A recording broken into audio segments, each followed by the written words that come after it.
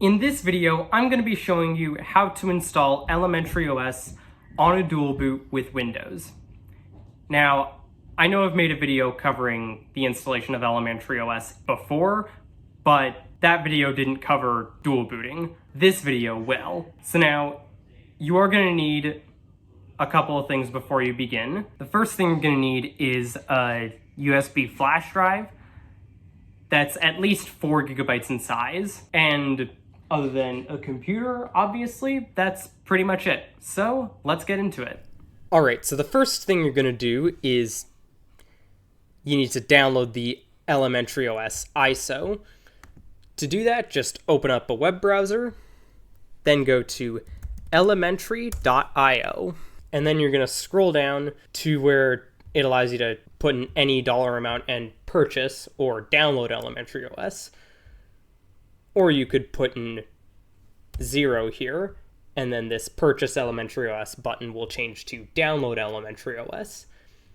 And then you're going to click Download Elementary OS, and then Download again. And then it'll start downloading the Elementary OS ISO, which may take a while depending on the speed of your internet connection. Now, I've already got this downloaded. I've got it right here on my desktop. So now the second thing you need to download is a program called Rufus, by going to rufus.ie. And by the way, I'll have all these links in the description. And then you just scroll down to where it says download. And then I imagine for most people, you're going to get one of the Windows x64 downloads. I would recommend getting the portable version so that you don't need to install it. Then you just click on one of these and then it starts downloading. Again, I've already got that downloaded. That's also on my desktop.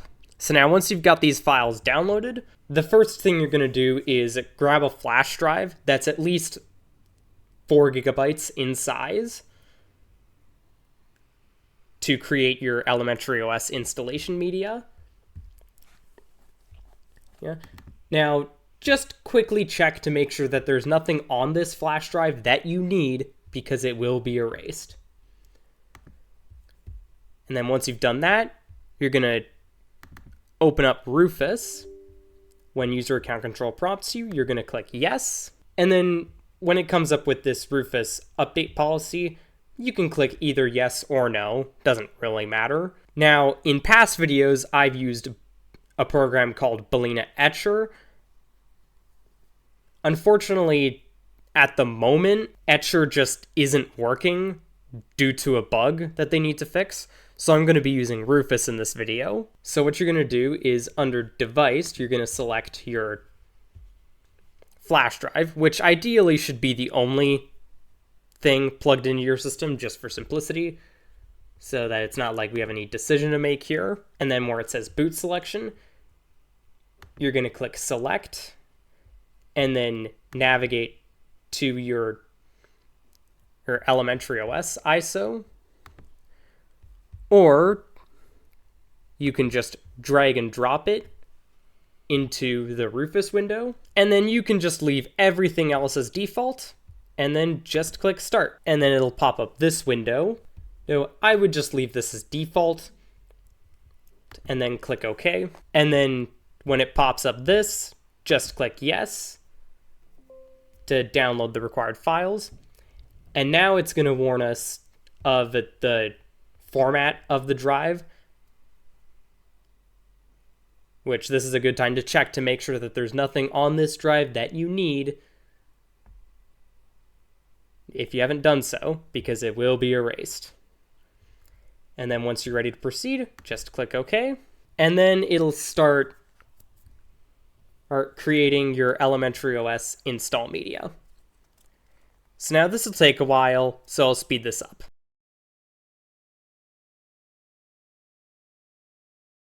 All right, and then once it finishes, then you're going to click close to close Rufus. And then you're going to want to find your boot menu key for your computer or motherboard's model. I'll just look up model number boot menu key. You can typically find this on the manufacturer's website or on forums. Once you've figured that out, you're going to restart your PC. And then once the screen goes blank, you're gonna just keep pressing your boot menu key. So start mashing it right about now. And then once you're in your boot menu, you're gonna use the up and down arrow keys to highlight your USB drive and then enter to select it. And now once you're at this screen, you're gonna just try or install Elementary OS. All right, and then once you're in the Elementary OS install screen, first of all, you're gonna select your language and the variant of your language, if applicable. And then you're gonna select your keyboard layout and the variant. If you're not sure, just select default. And now once you get to the try or install screen, you're gonna select custom install, and then you're gonna click modify partitions, and then you're gonna click your basic data partition, or your biggest partition, which holds your windows. And then you're gonna click this little arrow for resize/move. And then under free space following, we're gonna allocate space for Elementary OS. I'm gonna allocate 64 gigs, about that, which for me leaves about just over 64 gigs for Windows. Now, once you've done that, just click resize/move. Now, if you're unable to shrink your Windows partition, this is most likely because you have BitLocker enabled. And FYI, new Windows 11 installations have BitLocker enabled by default, and many new PCs have BitLocker enabled out of the box. And I'll show you a couple ways to get around this. So first of all, you're going to have to boot back into your Windows. And the first thing you can do is go into Disk Management by right-clicking the Start button, then clicking Disk Management, and then once you're in Disk Management, just right-click your C drive, and then click Shrink Volume. Or you can disable BitLocker temporarily by going into your Settings, Privacy and Security, Device Encryption, and then turning off BitLocker here. Then click Turn Off. And you can re-enable BitLocker once you're done installing Elementary OS. Now, if the Elementary OS installer tells you to also create a /boot/EFI partition, then what we're going to do first, before creating your Elementary OS partition, is create a partition with the size of 512 megabytes. And then under File System, you're going to format this as FAT32, then click Add. If it doesn't say to create a /boot/EFI partition, like mine does, then you don't have to worry about this. In either case, with the unallocated space, you're going to create a new partition for your Elementary OS. You can just leave all this as default, then click Add, and then click this check mark, and then Apply to apply your changes. And now once it finishes, just click Close. Let's wait for it to refresh to make sure that all our changes applied. And then we can close out of this gparted window by clicking the little X on the top left, and then just let the Elementary OS install refresh to show our new partitions. And now it should show the new partitions that we just created. So now click on this big new partition that we've just created for our Elementary OS. Then click Use Partition, and then Use as Root, which should be selected by default. Don't worry about formatting it because gparted's already done that for us. And then if it says to specify a /boot/EFI partition, then you're going to click on this new FAT32 partition that we've also created. Then click Use Partition as /boot/EFI. Again, don't worry about formatting it. And then click Next. And then I would check this box to include third-party drivers. Now, if you forget to do this, you can always go into system settings to install these later, but this just prevents any issues that could come from not having these. And then just click erase and install. And your Windows will be safe. But now it's going to start installing elementary OS. So now this will take a while, so I'll speed this up.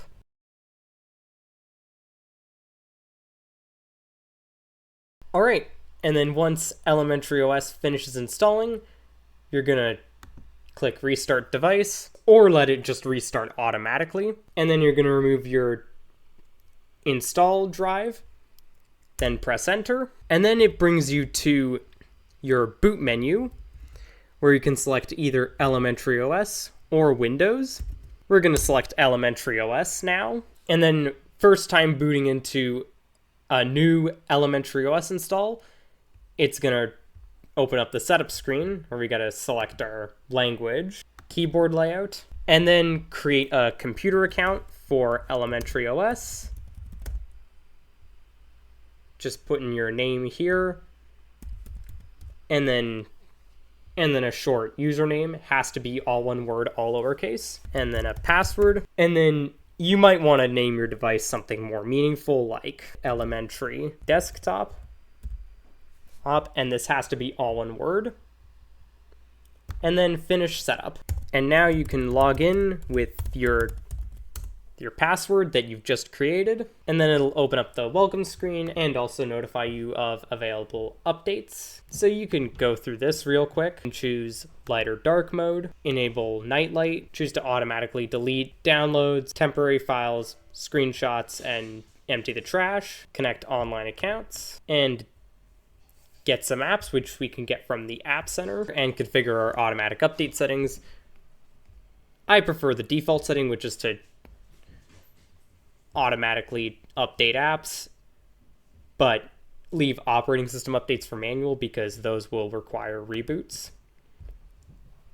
And that's it for the quick start. And now, other than some updates to install, which you do through system settings, you're done. And by the way, if we restart to get us back to our boot menu and then select Windows Boot Manager, we can see that it will actually boot us into our Windows. We won't have lost any data. And that's it for this video. Be sure to give it a like if you liked it, dislike if you disliked it, comment, share, subscribe, all that good stuff, and see you next time.